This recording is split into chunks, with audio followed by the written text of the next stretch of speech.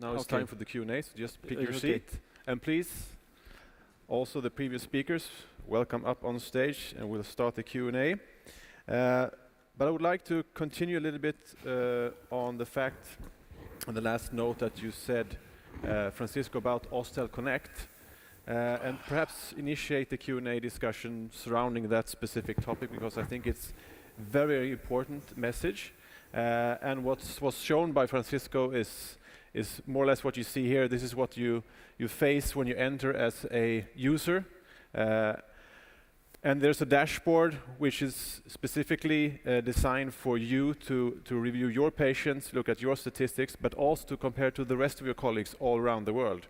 And what's so interesting about the clinical values, of course there are many, is the fact that we can look at specific indicators for guiding your clinical decisions. And the data collection tools and the support that you get from this is just enormous. And when we look at the values actually that are given, this is just one example for you. And what we see here, Francisco, is that the average healing time in Spain is around 110 days. I don't know if that's true or not, but you can get some insights all around the world from different clinicians. You can of course look at your own patients, specific implants positions for specific cases, the way it either progresses or degenerates during a specific clinical setting. And what is really neat, of course, is that whatever you're using from the Osstell company, it's really a seamless workflow. So you see the new Osstell beacon in the middle, the IDX unit on the left, and your laptop on the right. And it all communicates and pushes data up to the cloud. And of course, when we look at the number of cases and the number of measurements, is just growing by the minute. And what you see is that there's an enormous volume of data, almost 70,000 implants, more than 100,000 measurements, and obviously growing, as I said, by the day. And of course, this sort of sums up to be a lot of data that you can use as a clinician. So if we will go to the Q&A, I would like to ask you the first question actually, as to how can and should I use the Osstell Connect portal? What would you see as being the major benefits of doing that? And maybe you can start with elaborating a little bit about this, Francisco. It's good. Could you elaborate a little bit on this question? What would you say would be the major benefits of using the Osstell Connect?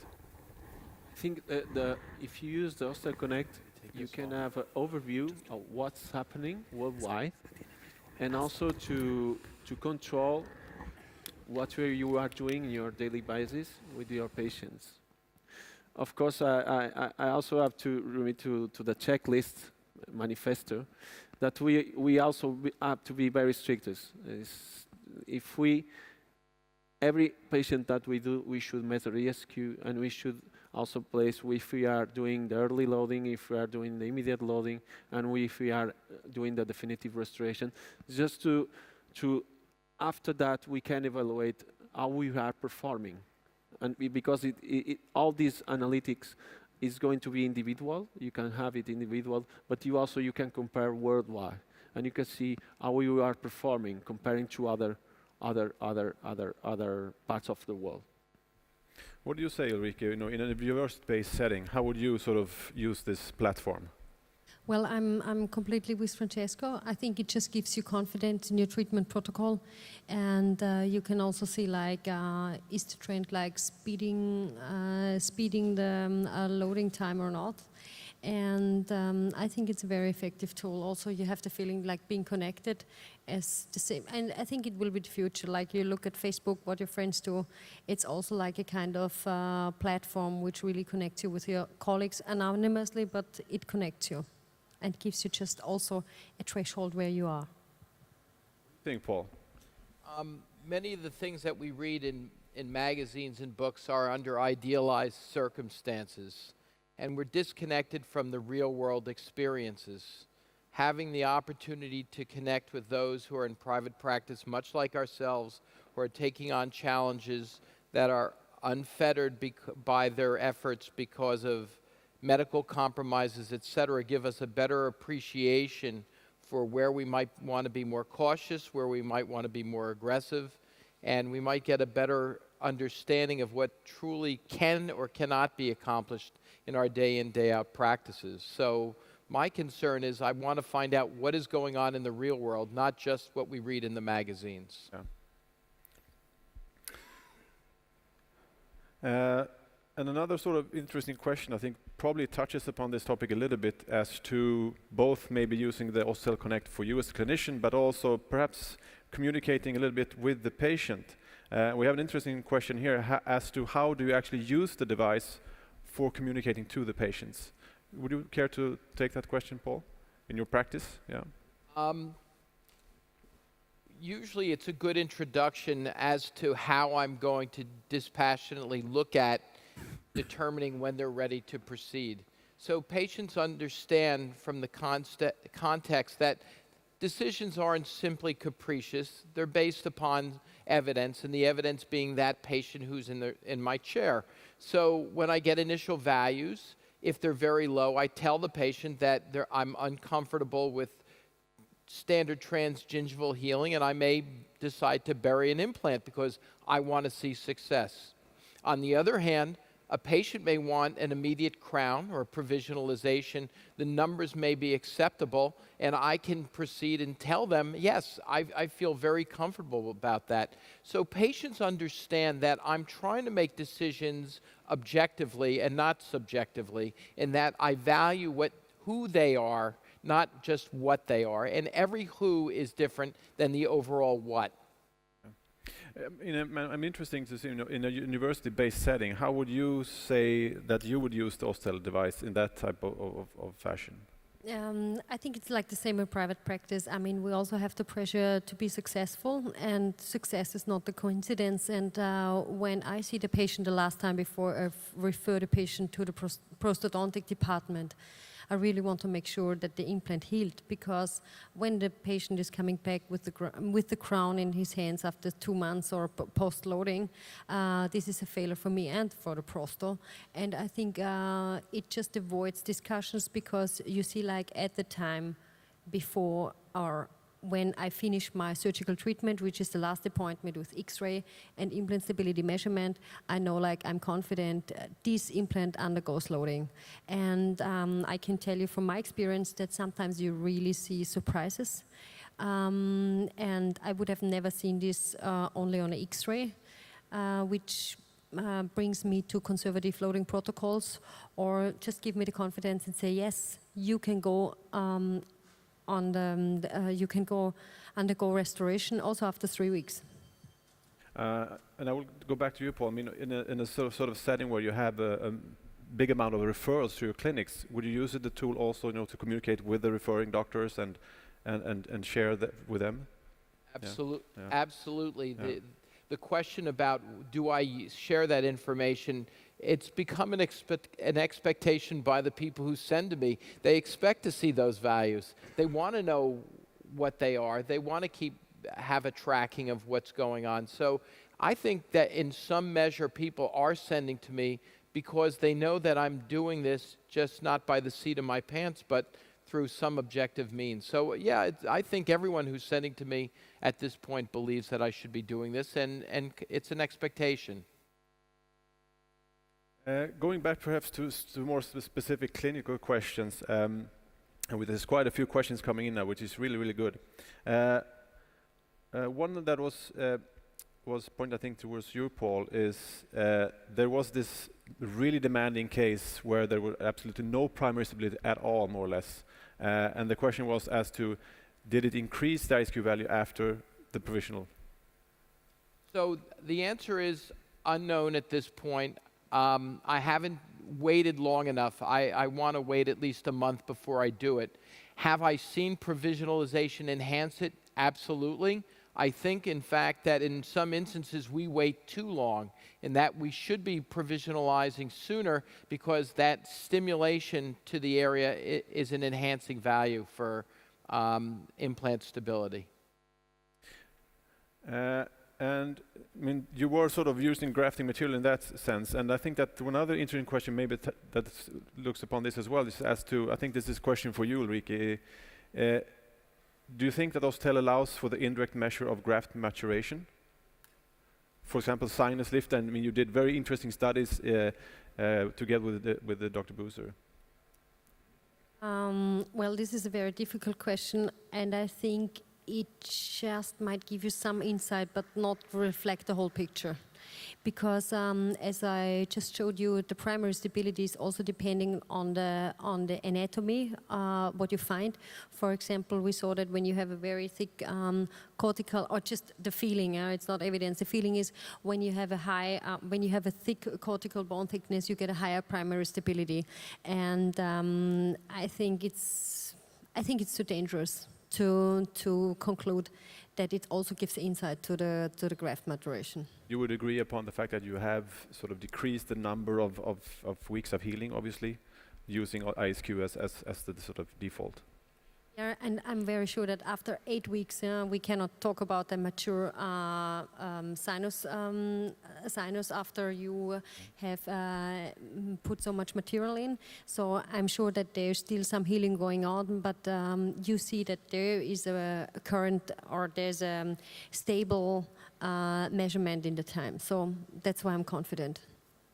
Another factor that you mentioned, I think that we have a question here touching upon, was referring to the fact that the surgical skills, you had a reference there. Would you care to explain that a little bit more, how that actually affected the overall treatment? Yeah, please, Ulrike. Yeah. Yes, I think that the surgical skills are very important. You can see that in many studies. That's crucial for primary implant stability. I think the expression is experience matters. I'd like to. I know personally that having been in this game for 31 years, I do things a lot differently than I did after 5 or 6 years, and that evolutionarily I've changed the way I approach things, and certainly Osstell has been played a role in that. Great. A question.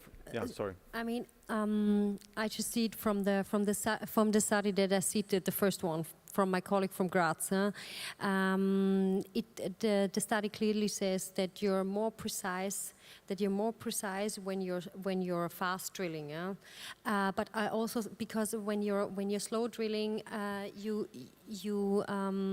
think you don't get the implant stability because you always try to get in the right position and so on. And I think that's the most, I see it in my students, that when they place the first implant, you have a lower primary stability just because you're not so correct from the drilling, because you think like, okay, maybe I go a little bit more to the palatal, a little bit more to the buccal, and I think this is the influence. The longer you're in the business, the longer you're drilling and you're confident about your implant position, the more precise you are. And obviously, when you're looking at, let's say that the current sort of development on the markets, GPs are obviously the ones that are taking over most of the implant placements. I'm seeing this all around the world when I'm traveling, and guided surgery is something that is growing quite a lot, obviously. And when you're drilling through a guide, you really have no chance of doing anything else than the fact that the recipe is already there, and you lose perception as to what you're drilling into. You agree? Yes, I think it's multifactorial, but the study of Romanos, they used like 15 millimeter long implants in cow ribs. So I think 50 millimeters drilling precisely is a challenge, because when you see when I help my postdoc students when they just placing the first implants, they always feel very confident to put a 10 millimeter implant, because like you can be more precise in 10 millimeters than 50 millimeters because you still have a very long axis. And what was it with modern techniques, emerging digital dentistry, as you mentioned, Francisco? You are sort of intrigued as to perhaps using more immediate loading protocols because you can pre-manufacture a lot of components. You have control of the planning process. There are some questions about when you're loading and deciding when to load. Here's one: when there's a big difference between two readings for a specific implant, and you had one case where you saw a couple of implants that were really low. How do you decide when to load? I think that the reference should be the lower value, But in a full arch, if you have 1 or 2 implants and you have 8 implants and you have 1 implant or 2 implants that the value is low, and these implants are not the extreme implants, the implants that are in the molars, so you go for a loading. But if these implants with low values are in the posterior maxilla, maybe you should avoid loading them and just load the other implants. So you just seek a solution after recording the values of the ESQ. That's mainly what I do. But when there is a big difference between the 2 values, definitely I go for the lowest value, just in case. Just in case. So you have a similar fashion, Paul? I think it's too simplistic to look at it from the one dimension about whether to load that implant. Depending upon the envelope of bone, I might choose to use a larger or wider implant at that point and see if I can achieve better stability. So the ISQ values may guide me in implant selection as well. So it's hard to just give a recipe to this, and this is the problem with implant dentistry, is it's just not a simple algorithm. There's a clinical feel that you get, and that device such as Osstell helps to enhance the value of decision making. I may feel that I put in a 4.0 by 13, and the implants Osstell readings are 59 and 61, but I see the envelope of bone is wide enough. Maybe I'll go to a 4.3, or maybe I'll try to a 4.5 to get a better value, especially if earlier provisionalization is necessary. So I think that just on the standpoint of whether I load this implant, you could just take a step back and say whether I keep this implant. Never mind load, whether I just even keep that implant. So I may try to change the implant that I select. You had a case there when you had multiple measurements and you sort of follow the sort of maturation of osseointegration. And there's a question surrounding that when you have to sort of detach and attach healing components several times, as to if that sort of disturbs the soft tissue, etc. Would you care to comment on that? I think that clearly it does disturb the soft tissue, but what other choice do we have? I mean, you have to make decisions, and there are consequences to that. And so I'm willing to sacrifice, in certain instances, the impact on soft tissue healing for the understanding of whether I can proceed or not proceed. So yeah, everything in life, you know, whenever you set out on a journey, you may not make it to your destination that day. That's a decision you make by moving forward in life. And there's certain consequences, and you have to weigh out everything as to what's best. Another sort of challenging question here is, we're talking about ISQ being sort of the main factor. Now, primary stability, is that of no importance then? Is that towards me, or you can start? Is primary stability of no importance then? The answer is no. I think we all like intrinsically to see that an implant gets tightened in real greatly, that it has great insertion torque. But the reality is, the flip side to this has always been that if I don't have high stability in terms of insertion torque, do I have a poor implant placement? And I've had implants with 15 Newton centimeter insertion torques and 65 ISQs. So it's revolutionized the way I look at it. I just don't look at this from one standpoint. I have to look at it both sides. I'd be curious to hear what my colleagues feel. Do you agree, Ulrike? I think so too. Like primary stability is something. Sometimes when you measure the insertion torque, is not the same like the ISQ measurement. So I always rely on the ISQ measurement. So that's the most important factor for me. Yes, I think we should go to the article from Norton 2011, where it says that they have some implants that with torque with 10, 15 newtons, and ISQ is above 60, and they immediately load the implants, and they have 100% success. So if we say, maybe we should say that a high torque is overrated. Torque is overrated, but not primary stability. Primary stability is a lot of things. But if we just talking about torque, I think that torque is overrated. And sometimes we are reading scientific articles that the introduction is high torque or a conventional torque is needed to achieve success with an implant rehabilitation. And I think this is something that we should correct, because it's completely overrated torque. But primary stability is other thing, because it's more things. It's ISQ, it's torque, it's a compendium of things. So I think that's my point of view. Another comment on that, Paul? No. I wanted to ask Ulrike, since I have an opportunity to be on the stage with you, I've noticed in a number of these transcrestal sinus floor elevation cases where there's 3 or 4 millimeters of bone present, where my ISQ values are quite high. I mean, in the 70s on initial placement. And I don't necessarily wait 6 months on a lot of these transcrestal sinus elevation cases now, because I get good stability from the get-go. And I wanted to ask Ulrike, in her studies, et cetera, what have been the trends, et cetera, and what does she feel as an expert? Yeah, thank you for the question.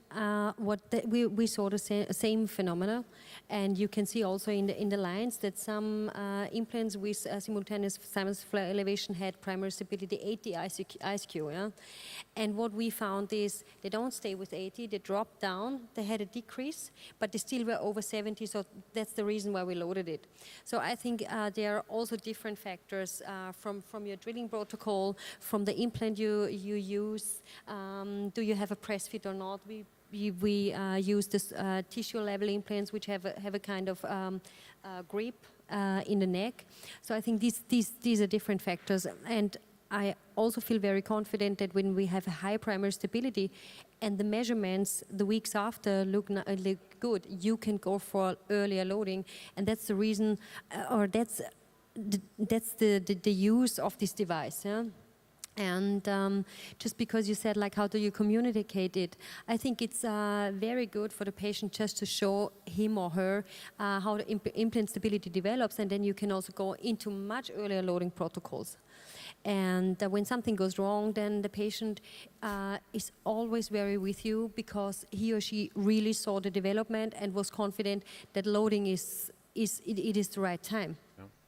So the other question I have for both of you as my colleagues is, if we go to an earlier protocol with a transcrestal sinus elevation, are we possibly enhancing stimulatory factors that may help the osseointegration in the grafted area, in the clot stability area, or are we just fooling ourselves with regard to that? I just wondered what you both felt. I think that we have to consider that with a transcrestal approach in sinus lifts, we have a V-corticalization of the implant. So we have a great stability because we have 2 corticals that are supporting the implant. So we have to consider also this. And of course, I really don't know if we are really providing any added value to this maturation. I'm not sure. But what I'm sure is that when we go for a transcrestal sinus lift, we have the 2 corticals that really help. You know, being from Vienna, I have to sit the cultural thing, which means like my husband always shows Mozart, and I think biology also has a sequence of a progress in healing. And I think whatever we do, we have different small wheels to help biology to be faster. But just because we know implant stability is rising, it does not mean that biology is faster. We know from many biopsies how the process of the integration of a bone material works in the sinus, but I think that we cannot speed it up, and we don't know what we see when we measure the implant stability. As I showed the last picture, we would love to screen the implants, like what is happening here, but sometimes we cannot look behind biology, especially in daily life. So it's critical. Okay, we don't know everything, but we know a lot. Well, we're approaching the end of the session, and I will like to take the opportunity of thanking you all for being here this morning. Of course, on behalf of our speakers, for great presentations, the Osstell company and the EAO organization. And we can all agree, I think, that RFA is really the golden standard today as to monitoring the osteoid integration process. And I think that we're all looking forward towards striving for better, safer care for our patients in using Osstell as our beacon. And of course, now we're going to make our way out to the champagne. We promise to have some champagne, of course. I also would like to mention that Neil Meredith is here as a guest. He's sitting over here.